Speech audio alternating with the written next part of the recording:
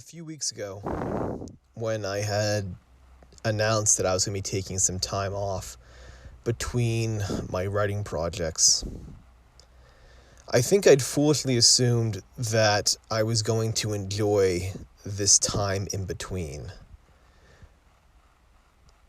There was a part of me after that novel was finished that I thought I would look forward to waking up for a few weeks, even potentially a couple months, not have anything to do and actually enjoy it.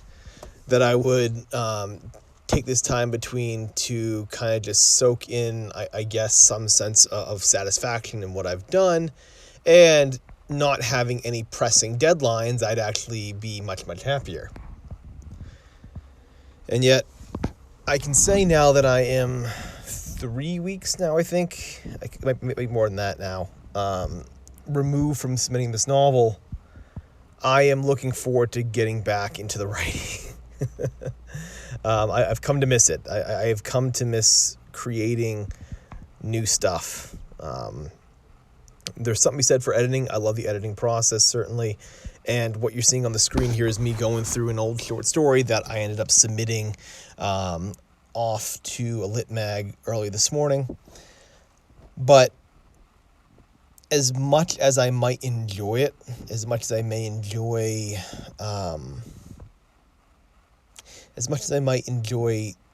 setting things off and getting that satisfaction and potentially finding a home for some of these projects, it doesn't beat the creation side of things. It doesn't beat generating that content, of putting fresh words down.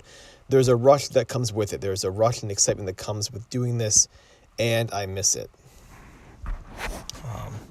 And so I am looking very much forward to eventually being able to start churning out my first stories again. I think tomorrow will be the first day that I start really getting into the planning stages of my project. I'll make an announcement in the coming days, week, whatever, about what the project's going to be, at least just the general sense of it at the start. And then we'll kind of just go from there. But the first thing that needs to happen is going to have to be, I'm going to have to start outlining what I'm going to do. This project is going to be something that I have not done before, to a degree. Not that I haven't written things obviously before, but what I'm going to do and the style I'm going to do it's going to be a bit different. It's not so much experimental necessarily in style, but it's not exactly the most conventional way of writing these tales. And I think long term it might make it a bit more difficult to find a home for it, unfortunately. But it is going to be amazing. That is that is the trade-off. It's going to be awesome. And that ultimately is what I care about, making awesome stuff. I say that, and I've at the same time complaining often about sort of a disillusionment with this process of trying to find, publishers and agents for my work. And yet every time I go back to a project, I always start with the idea of this needs to be awesome, that this next project needs to be fantastic. Forget the consequences of it, forget the outcomes. Just make something that is more awesome than what you did before. And so far, I think I have. So I've kept that up at least. And yet, what I write, the style of how I write, etc., oftentimes perhaps works against me. Maybe, it's a very real thing, unfortunately. And yet, I look back at my work, and I can look back, and I can say with a good degree of satisfaction that I put my heart and soul into it, and that ultimately I'm impressed with how I did it. And I'm impressed with how the story reads and sort of how it goes, regardless of everything else, regardless of all the other aspects of it. And so for me, that for me really is the truth. That for me basically really is kind of the heart and soul of this whole process. It's a thought that comes oftentimes with the clarity of not needing to be published. It comes with the clarity of not expecting anything to come from your work.